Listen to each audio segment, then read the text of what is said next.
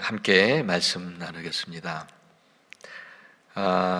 오늘 본문에서 이 사도 바울은 이 에베소 교회 교인들의 믿음에 대한 소식, 그리고 성도들을 향한 서로의 그 사랑의 소식을 듣고는 정말 참 감사하다, 이런 말을 하고 있는 것 같아요. 참 감사하다. 여러분 중에서도 혹 자녀들이 다 성장을 해서 멀리 타지에서 있는 경우가 있죠. 그럴 때에 자녀들의 소식이 참 궁금한데 그 아들, 딸들이 믿음 생활도 잘하고 있고 교회도 잘 섬기고 있고 또 자녀들끼리 서로 화목하게 잘 지낸다고 하는 소식을 들으시면 여러분 어떠실까요? 참 너무 감사하지 않을까요?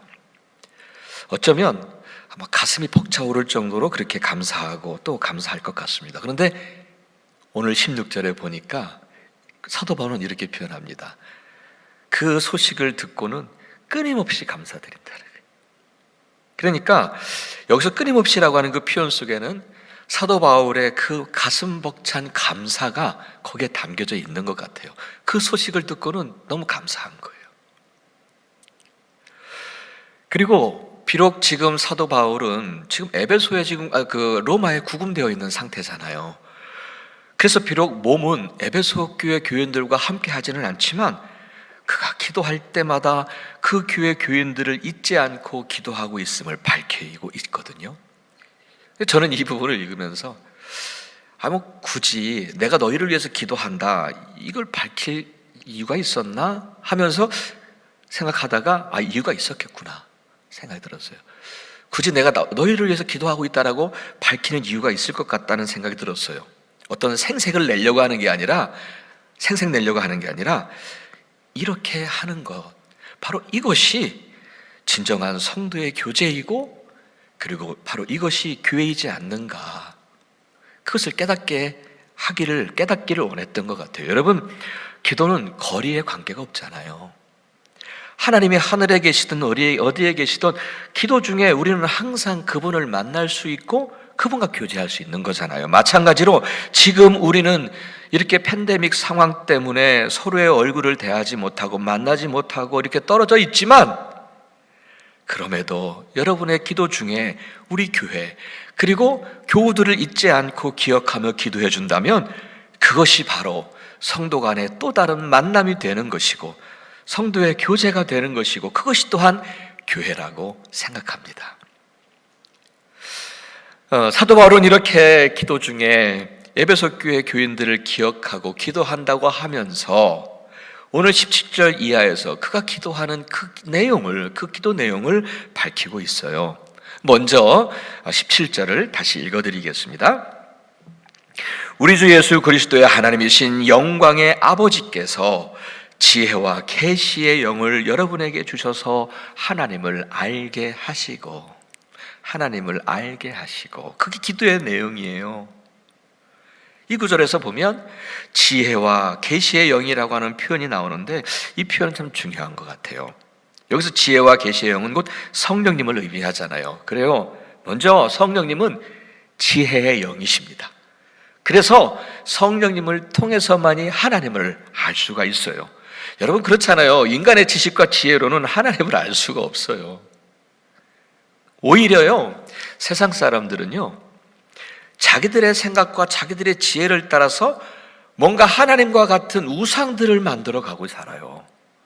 거기에 자꾸 의지하게 되고요, 자꾸 그것을 쫓아 살아요. 그리고 우리가 믿고 있는 그 하나님조차도 그들은 이렇게 말하더라고요. 이거 인간이 만든 신에 불과해, 그렇게 말하더라고요. 그들이 알 리가 없지요. 그들이 어떻게 하나님을 알아요? 성령님이 아니고서는 지혜의 영인 하나님을 알 수 있는 지혜의 영인 성령님이 아니고서는 하나님을 알 수가 없기 때문이에요. 고린도전서 2장 11절에 그래서 하나님이 영이 아니고서는 아무도 하나님을 알 수 없다고 말하는 거예요. 오직 성령님을 통해서만이 하나님을 알 수 있다는 말씀이에요. 그분은 지혜의 영이시기 때문이에요. 또 성령님은 계시의 영이시랍니다. 계시의 영. 하나님께서는요, 오늘도 여러 방법들로 당신을 이렇게 드러내십니다. 나타내십니다. 그런데 드러내시고 나타내시는데 인간의 지혜와 인간의 지식으로는 그것을 볼 수가 없어요. 그것을 발견할 수가 없는 거예요. 성령님을 통해서만이 우리는 당신을 드러내시는 것을 볼 수 있고 깨달을 수 있다는 거죠. 그렇죠. 성령님이 아니고서는 볼 수가 없어요. 여러분, 욥기서 11장 7절에 이런 말씀을 하시거든요. 너희가 하나님의 깊은 뜻을 다 알아낼 수 있느냐? 전능하신 분의 무한하심을 다 측량할 수 있느냐? 예, 그 위대하신 하나님의 기이하고 깊으신 행하심을 우리가 어떻게 측량할 수 있고 어떻게 알아낼 수 있겠습니까? 계시의 영이신 성령님이 아니고서는 우리는 그 기이하고 깊으신 그분의 행하심을 볼 수도 없고 깨달을 수도 없다는 거예요. 그럼에도 하나님께서는 여전히 우리의 삶에서, 우리의 삶의 주변에서 당신을 이렇게 드러내고 계세요. 나타내고 계세요. 이런 방식 저런 방식으로요. 하나님은 살아계신 분이니까요, 당신을 드러내세요. 그럴 때마다 내 안에 계신 성령님이 그것을 보게 하시는 거예요. 그것을 깨닫게 하시는 거예요. 그분의 행하심을 발견하게 하는 거예요. 그런데 그 행하심을 발견할 때마다, 깨달을 때마다 우리는 놀라기도 하고 감격하기도 하고 어느 때는 두렵기도 하고 그래요. 여러분, 다윗 생각해 보세요. 늘 그는 하나님의 행하심을 그는 늘 보고 깨닫고 살았어요. 그러니까 깨달을 때마다 그런 고백을 하는 거예요. 아, 하나님은 오늘도 나의 목자가 되셨구나. 그러니까 내게 부족함이 없습니다. 주의 행하심이 기이함을 내 영혼이 잘 알고 있습니다.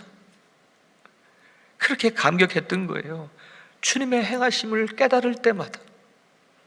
사랑하는 여러분, 시편 73편에서 하나님께 가까이 함이 내게 복이라 하셨는데, 여러분, 이런 지금의 이 어려운 시기를 지날 때에는 여러분, 내 현실과 내 문제에 더 가까이 가지 마십시오. 그것은 우리를 절망케 하는 것입니다. 그것은 수렁입니다. 오히려 더욱 하나님을 가까이 해야 할 때입니다. 말씀과 기도로 하나님을 더 가까이 해야 할 때입니다. 그러면 내 안에 여러분 성령님이 계신 것을 믿으십니까? 그분은 살아계신 하나님이시잖아요. 그 성령님을 통해서 우리는 하나님을 경험할 수 있게 하시고, 그리고 하나님을 더 알아갈 수 있는 시간이 될 거예요. 그리고 내 삶에서 행하시는 그 행하심을 발견할 수 있을 거예요. 아, 하나님은 나와 함께 하셨구나. 하나님은 나를 돕고 계시는구나. 깨닫게 하실 거예요. 그럼 우리도 다윗처럼, 여러분 다윗의 삶을 아시잖아요. 그도 평탄하지를 못했어요. 그의 삶을 평탄하지 못했어요. 그러나 매 순간순간마다 그분의 행하심과 도우심을 깨닫고 감격하며 찬송하며 살았잖아요. 우리도 그 은혜에 감격하고 찬양하며 그런 풍성한 시간들을 우리도 누릴 수 있다는 거예요. 지금의 시기에. 그래서 정말 지금 같은 이 시기에 이렇게 하나님께 더 가까이에서 이러한 신령한 은혜를 맛보고 깨닫는 시간이 많았으면 좋겠습니다. 정말 이 시간들이 너무 필요해요. 여러분, 지금까지 우리가 어떻게 신앙생활을 해오셨는지는 모르겠지만 우리에게 지금 이 시기에는 이것을 주님께서 원하고 계시는구나 생각이 들었어요. 우리가 이 어려운 시기를 지나는 동안에 나의 은혜와 나의 사랑을 맛보아 알지어다. 하나님의 선하심을 맛보아 알지어다. 지금 이 시기엔 그것이 주님께서 우리에게 원하시는 뜻이라고 생각했어요. 지금 우리는 영적으로나 정서적으로나 힘든데 이 시간을 통해서 오히려 하늘의 새 힘을 얻고, 이사야서 40장 31절 오직 여호와를 앙망하는 자는 새 힘을 얻으리니, 이 말씀이 내게 삶으로 다가와서 정말 하나님의 그 선하심과 그 능력을 맛보아 알 줄 아는 그런 시기가 되기를 우리 주님은 원하고 계실 줄 믿습니다. 계속해서 18절에서 사도 바울은 기도하고 있는 게 두 번째 내용이 나옵니다. 읽어드리겠습니다. 마음의 눈을 밝혀주셔서, 마음의 눈을 밝혀주셔서 부르심에 속한 소망이 무엇이며 하나님께서 베푸시는 하나님의 영광스러운 상속이 얼마나 풍성한지를 알기 원합니다 라고 기도한 거예요. 사도 바울은 이 두 번째로 기도하고 있는 것을 보면 우리 안에 성령님이 계신데 그분께서 우리 안에서 마음의 눈을 밝혀주셔서 부르심에 속한 소망이 무엇인지를 알게 해달라고 기도합니다. 여기서 부르심에 속한 소망이라는 것은 구원과 영원한 생명이죠. 하나님은 우리를 그리스도 안에서 당신의 자녀요 상속자로 우리를 부르셨어요. 그 결과로 우리는 하나님 나라의 하늘 소망을 갖게 됐어요. 사도 베드로는 이것을 가리켜서 산 소망이라고 말합니다. 베드로전서 1장 3절로 4절을 읽어드릴게요. 우리 주 예수 그리스도의 하나님 아버지께 찬양을 드립시다. 하나님께서는 그 크신 자비로 우리를 새로 태어나게 하셨습니다. 그리하여 그는 죽은 사람들 가운데서 예수 그리스도가 부활하심으로 말미암아 우리로 하여금 산 소망을 갖게 해주셨으며 썩지 않고 더러워지지 않고 나이가 없어지지 않는 유산을 우리에게 물려받게 하셨습니다. 그렇습니다. 하나님께서는 우리를 당신의 자녀요 상속자로 삼으셔서 우리에게 썩지 않고 더러워지지 않고 더 이상 낡아 사라지지 않는 영원한 하나님 나라를 주셨어요. 그래서 우리는요, 우리가 가지고 있는 소망은요 죽은 소망이 아니에요. 산 소망이에요. 산 소망. 그런데 여러분 우리는 이 영적인 사실을 많이 들어서 익히 잘 알고 있어요. 잘 알고 있어요. 하지만 사도 바울의 기도는 여기서 한 발 더 나아가 이렇게 기도하고 있는 거예요. 우리가 이 영적 사실을 머리로 아는 것, 그것은 우리의 삶에 유익이 되지를 않잖아요. 하지만 성령님께서 우리 마음의 눈을 밝혀주셔서 머리로 지금까지는 알고 있었는지는 모르겠지만 하나님, 저들의 마음의 눈을 밝혀주셔서 그 하나님의 부르심이, 그 하늘 소망이 얼마나 영광스러운 은혜인지, 얼마나 풍성한 은혜인지를 깨닫게 하옵소서. 그렇게 기도하고. 그래요, 여러분.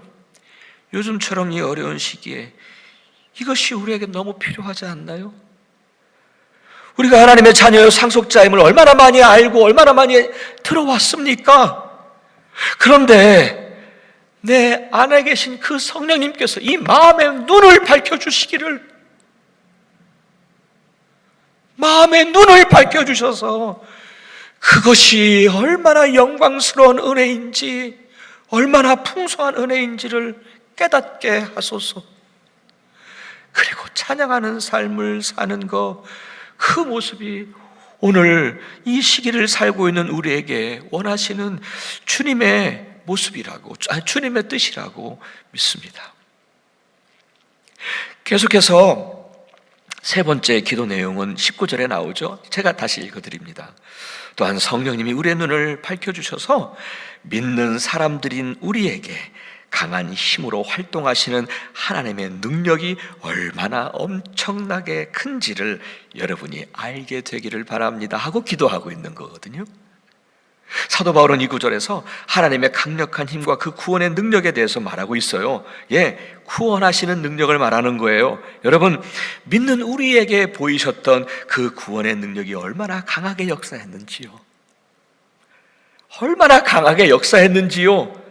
하나님은 하나님은 그래서 우리를 구원하시기 위해서 독생자까지 내어주셨어요. 여러분, 이 말에 대한 이해를 돕기 위해서 한번 여러분 상상해 보세요. 물에 아이가 빠졌어요. 아이는 죽어가고 있어요. 정말 누구도 감히 그 접근하지 못하는 거 있는 거예요. 아이가 죽어가고 있는데도 감히 접근하지 못했는데 그 아이의 엄마는 물에 뛰어들어서 정말 초능력을 발휘해서 구해낸 그 정말 감동적이고 희생적인 그 엄마의 모습, 여러분 가끔 우리는 그 뉴스를 듣잖아요.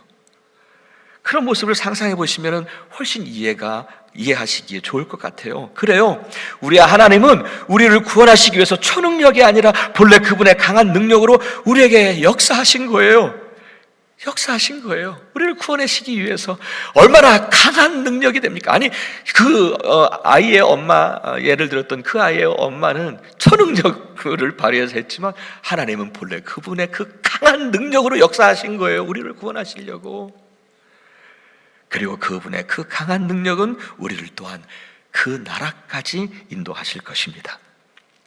사도 바울은 바로 우리를 구원하시는 그 능력이 얼마나 강했는지, 그 희생적인 사랑이 얼마나 컸는지를 깨닫기를 원하고 있습니다.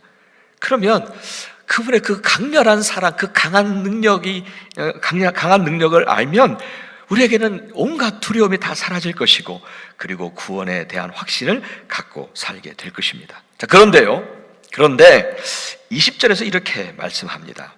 하나님께서는 이 능력을 그리스도 안에 발휘하셔서 그분을 죽은 사람들 가운데 살리시고 하늘에서 자기의 오른쪽에 앉히셔서라고 되어 있습니다. 하나님께서는 구원하시는 그 엄청난 능력을 그리스도 안에서 발휘하셨어요. 그리스도 안에서 발휘하셔서 그분을 죽음의 권세까지 이기게 하셨고 죽은 자 가운데서 다시 살리셨습니다. 그리고는 그 그리스도를 세상의 통치자로 세우셔서 모든 정권과 권세와 능력과 주권을 다 그에게 주셨습니다. 모든 이름 위에 뛰어나게 하셨고 모든 만물들을 다 그 발 아래 다 굴복시키셨어요. 하나님의 그 엄청난 구원의 능력을 그리스도 안에서 발휘하셔서 죽음의 권세까지 이기게 하셨고 이 땅의 모든 권세와 능력을 그분에게 다 주셨어요. 사도 바울은 바로 그 예수 그리스도를 알기를 원했던 거예요. 그 능력을 다 가지신 그분을 알기를 원했던 거예요. 오늘 우리의 믿는 이들이, 저와 여러분이 바로 그 엄청난 하나님의 능력을 가지신 그분 예수 그리스도를 알기를 원했던 거예요. 그런데요 22절과 그 뒤에 23절을 보면 사도 바울이 뭐라고 얘기하냐면 그 엄청난 권세와 능력을 다 가지신 그분을 교회의 머리로 주셨답니다. 교회의 머리로 주셨어요. 다시 읽어드릴게요.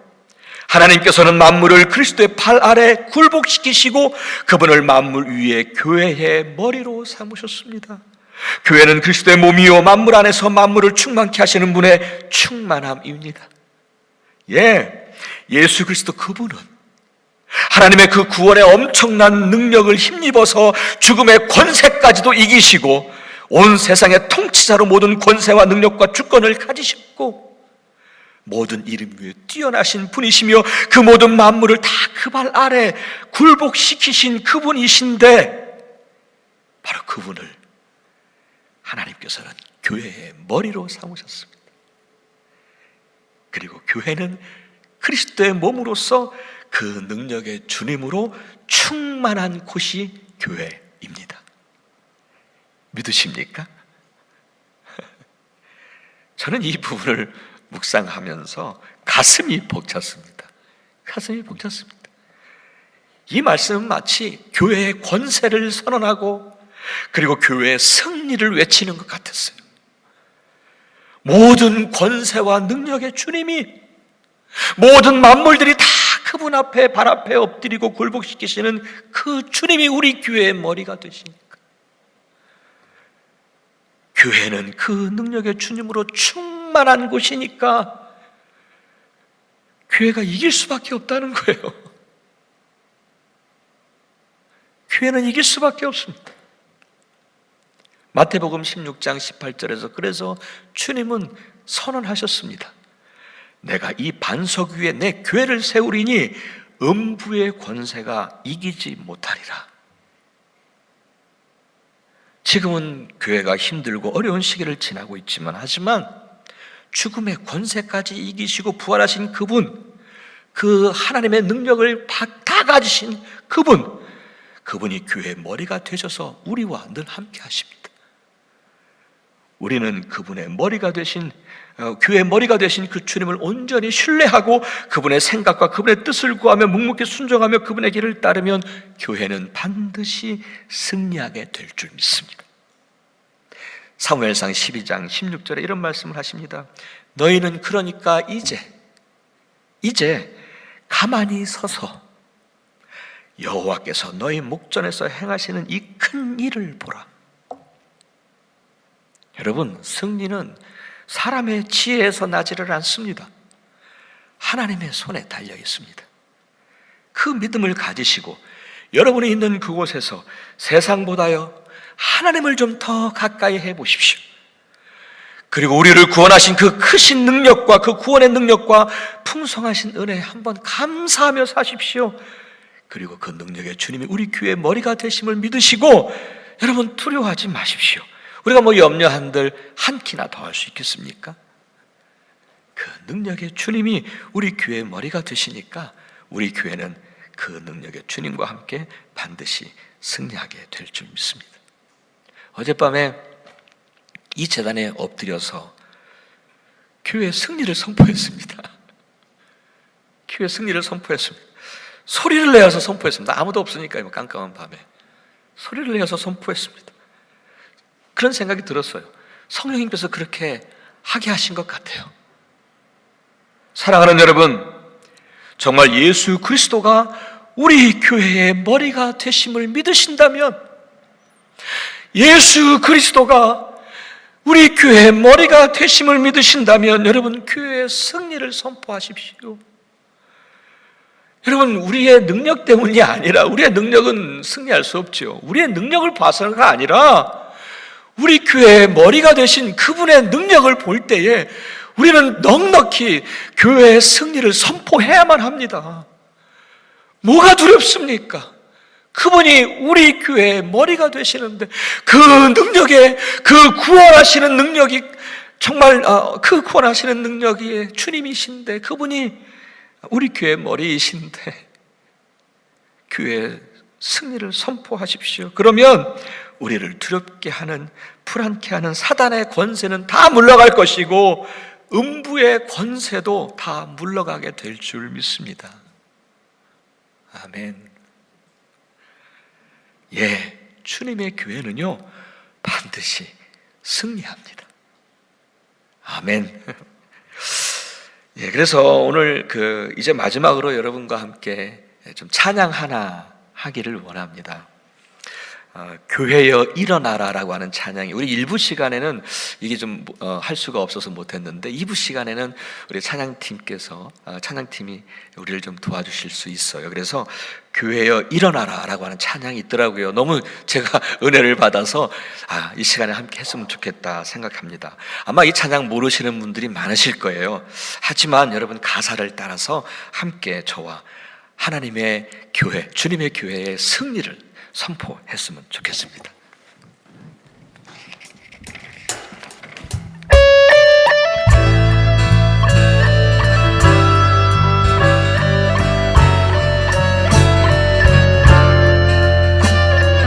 교회여 일어나라, 주께서 부르시니 두려움과 실패 내려놓고 교회여 일어나라, 교회여 일어나라, 주께서 보내신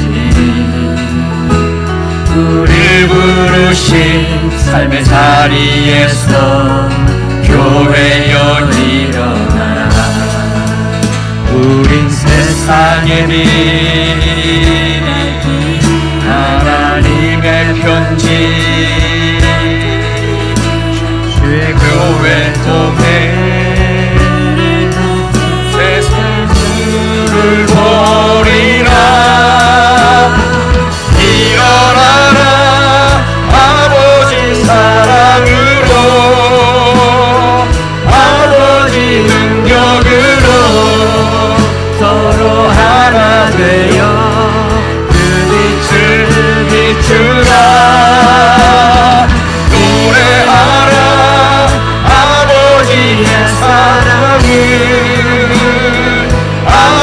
아버지의 크심을 이 삶의 노래로 주님을 나타내라.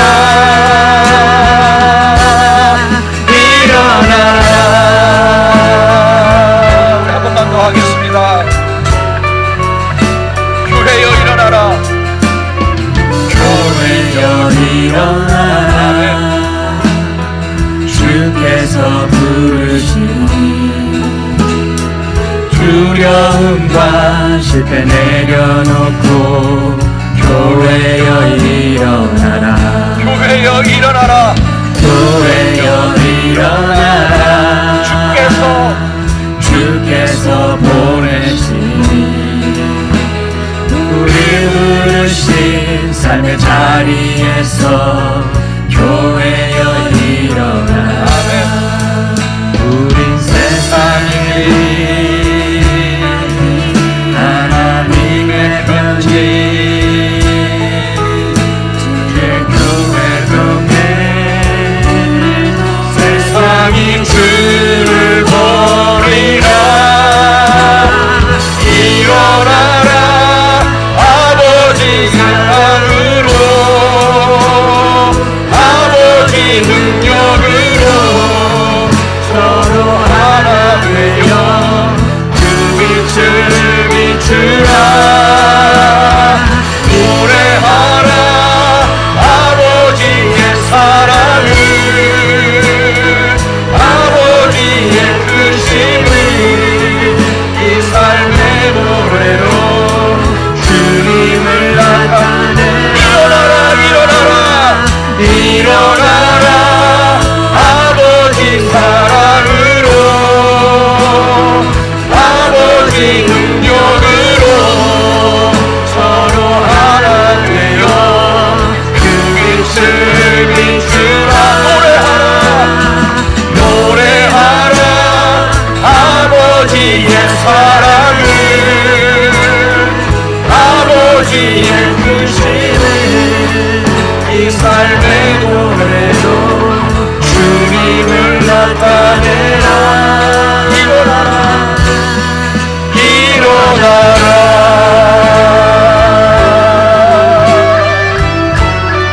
아멘.